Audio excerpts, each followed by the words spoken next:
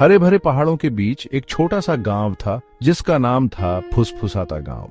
यहाँ जिंदगी बादलों की तरह आराम से चलती थी। यहाँ रहते थे मास्टर शॉ, कम बोलने वाले लेकिन गहरी समझ वाले इंसान। उनकी आंखें पहाड़ों के सारे राज जानती थीं। दूर दूर से लोग उनकी सलाह लेने आते थे। सब उनकी टीचिंग सुनना चाहते थे, सच्चाई की एक झलक पाना चाहते थे। एक दिन जून नाम का एक जवान लड़का गांव में आया। वो बेचैन था, उसके दिल में बहुत सारी एम्बिशंस का बोझ था। जून एक ऐसी जिंदगी चाहता था जिसमें पर्पस और मीनिंग हो। उसने मास्टर शॉ की कहानियां सुनी थीं और उसे यकीन था कि बुजुर्ग के पास उसके सारे सवालों के जवाब हैं। उम्मीद से भरा और दृढ़ निश्चय के साथ जून मास्टर को ढूंढने निकल पड़ा। मास्टर शॉ ध्यान से सुन रहे थे जब जून अपनी सारी चिंताएं बता रहा था। उसने अपनी डिजायर्स, फ्रस्ट्रेशंस और खुशी की तलाश के बारे में बताया। जब जून खत्म हुआ तो मास्टर ने बस सर हिलाया। चलो, उन्होंने कहा। उनकी आवाज में एक गड़गड़ाहट थी। वो पहाड़ चढ़ने लगे।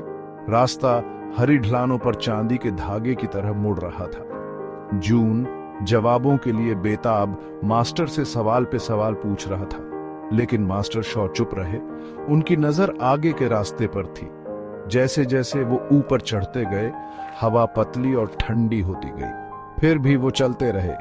उनकी खामोशी सिर्फ उनके कदमों की आवाज से टूट रही थी। आखिरकार वो चोटी पर पहुंच गए।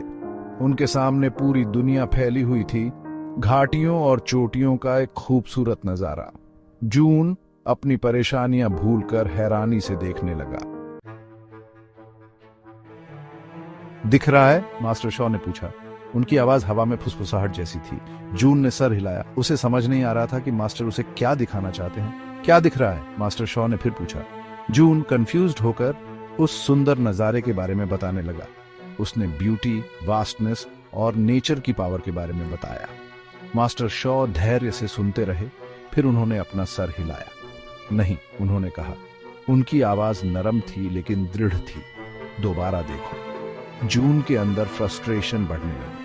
उसने अपनी सारी बातें बताई थी। इतना ऊंचा पहाड़ चढ़ा था और फिर भी मास्टर पहेलियों में बात कर रहे थे। उसने अपनी मुट्ठियां भींच ली। उसका दिल निराशा से भर गया। जून की फ्रस्ट्रेशन देखकर मास्टर शॉ ने जवान लड़के के कंधे पर हाथ रखा। जो एम्प्टीनेस तुम फील कर रहे हो, उन्होंने कहा। उनकी आवाज में कंपैशन थी। उसे भरना नहीं है, उसे समझना है। जून ने मास्टर की तरफ देखा। उसकी आईब्राउज कंफ्यूजन में झुकी हुई थी। मास्टर शॉ मुस्कुराए। उनकी आंखों में एक चमक थी। ये दुनिया एक रिफ्लेक्शन है, उन्होंने समझाया। ये हमारे अंदर के एम्प्टीनेस या फुलनेस को रिफ्लेक्ट करती है। उन्होंने नीचे की विशालता की ओर इशारा किया।